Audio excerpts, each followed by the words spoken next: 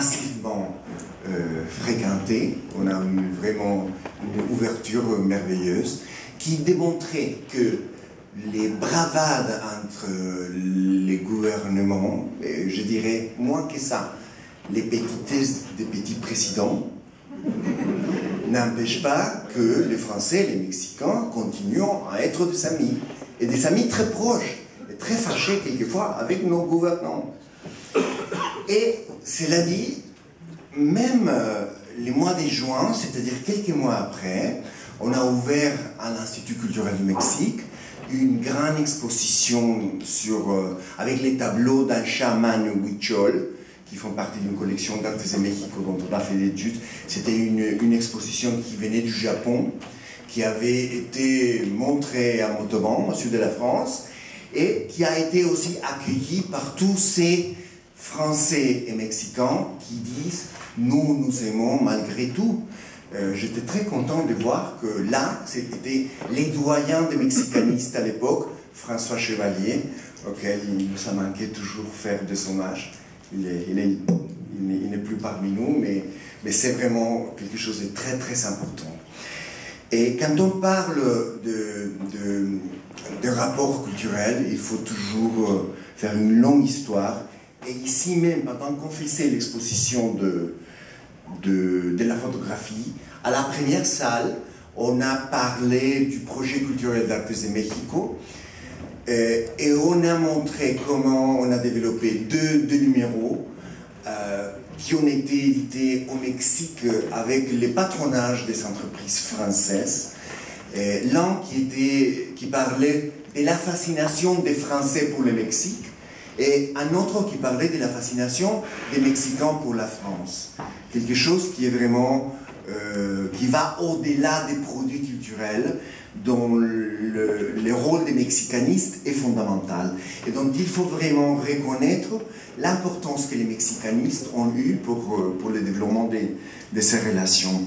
On a aussi montré dans cette salle des numéros que l'on a fait sur les surréalistes au Mexique, les surréalistes qui sont arrivés et qui ont resté, et qui ont vraiment laissé inséminer la scène culturelle du Mexique, et les surréalistes qui sont venus et sont repartis.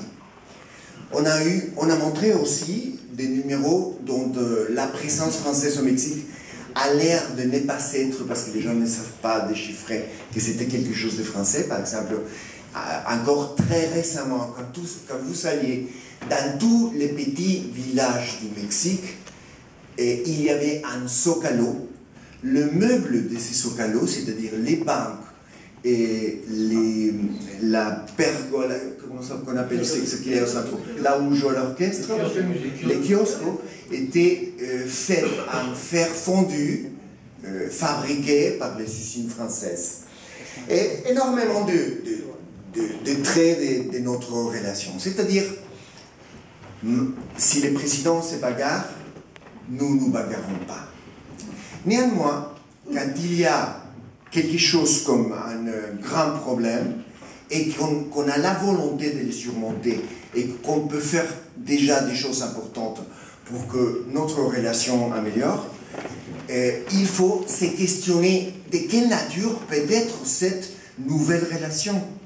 Alors, dans le projet original, on a parlé d'une intensification des échanges culturels. On a parlé des expositions importantes, des expositions qui rattrapent ces problèmes fondamentaux qui a souligné Alain de le Mexique comme un pays trop discret. C'est-à-dire qu'il y a une grande méconnaissance de l'ampleur de projets et de la vivacité culturelle au Mexique. Et ça, c'est vrai. Parmi tous les pays de l'Amérique latine, c'est le Mexique qui a, depuis 1921, depuis les projets culturels de Vasconcelos, qui est le plus semblable à l'idée de l'exception culturelle, et qui est les projets culturels de Vasconcelos. C'est lui qui a fait possible l'immense production artistique et qui a permis que maintenant vous êtes à Paris capable de voir l'exposition Frida et Diego à l'Orangerie, Cette exposition existe parce qu'il y a eu un projet qui a donné une ampleur et un espace à ces créateurs et à beaucoup d'autres. C'est les vasconcellismes. Et depuis 1921 jusqu'à maintenant, on a eu un projet qui a fait qu'au Mexique, il y ait des budgets plus grands que dans tous les autres pays de l'Amérique latine et des institutions plus occupées de la culture et qui a fomenté la création artistique. Pas seulement ça. Souvent, on me demande pourquoi est-ce que García Márquez est allé vivre au Mexique, pourquoi est-ce que Álvaro Mutis est allé vivre au Mexique, pourquoi est-ce que Augusto Monterroso est allé vivre au Mexique. Un jeune directeur de collection au Centre national des arts plastiques, ici en France, m'a raconté avant-hier comment il a été surpris d'aller à l'ouverture d'une exposition à la Galeria Curimansuto à la ville de Mexico, et il a rencontré à la ville de Mexico tous les grands directeurs des galeries du Chili, de l'Argentine, de la Colombie et des États-Unis qui sont venus à la ville de Mexico. C'est-à-dire, à Mexico se passent des choses, énormément de choses, dont on n'a pas su vendre en France, les déploiements, l'importance, parce qu'on n'a pas eu le budget, parce qu'on n'a pas eu les majors, mais déjà, on fait beaucoup. La présence de l'Institut culturel au Mexique, depuis qu'il existe, est très important. Et on n'a pas ça dans d'autres pays. On a d'une manière beaucoup plus réduite. Même là où on a créé des instituts, n'a jamais eu la vivacité qu'il y a eu l'Institut culturel du Mexique. C'est une institution importante. Et même avec ça, l'ampleur de ce qui est le Mexique est énorme.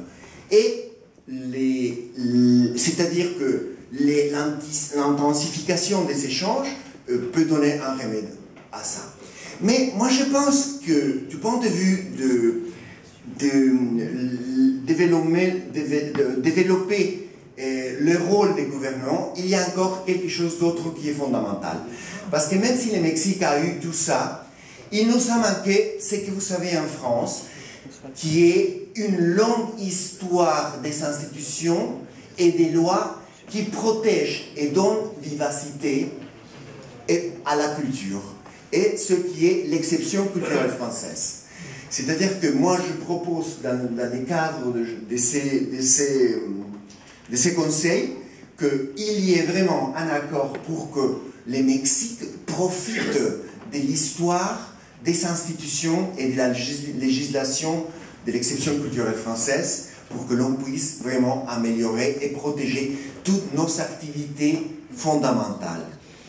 Dans l'édition, par exemple, moi j'ai participé les dernières années pour qu'il y ait une loi du livre qui est très similaire à celle qu'il y a en France, mais dans les activités qui touchent les archives, les musées, l'achat des œuvres. J'ai fait une liste d'une vingtaine de secteurs où serait immensement profitable vraiment faire une infusion de l'exception culturelle française au Mexique. Mais je pense que encore il faut aller au-delà. Et là, j'étais très content de voir que l'on pouvait faire une confluence avec une idée développée aussi mise par Régis Debray sur la table. Et moi, je pense qu'il faut être sûr et travailler dans l'effet que l'allié naturel de la France dans la lutte pour l'exception culturelle française, telle qu'elle a été exprimée par la ministre de la Culture vis-à-vis des accords commerciaux avec les États-Unis. Elle a dit « Nous serons inflexibles pour protéger l'exception culturelle française ». L'allié naturel de la France, c'est le Mexique. Il n'y a pas aucun autre pays qui puisse l'être à l'Amérique latine. Et si l'on travaille sur ce sujet, on va dessiner une nouvelle carte de l'exception culturelle française mondiale. C'est-à-dire, et je posais à M. Hollande, pas seulement l'invitation, mais les défis à redessiner une géopolitique de l'exception culturelle dans le monde, avec la France et le Mexique.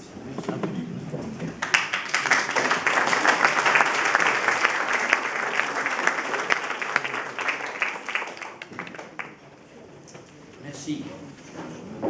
Merci bien. Nous allons maintenant passer à la deuxième partie traditionnelle, c'est-à-dire les questions-réponses, avec le passage saluer l'arrivée de Michel Vauzel, qui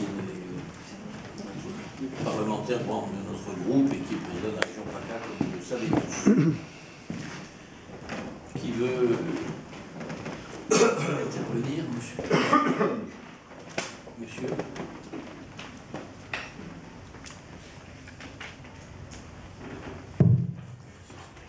Oui, bonjour messieurs. Michel Morel, j'ai vécu 15 ans au Mexique. Et je veux parler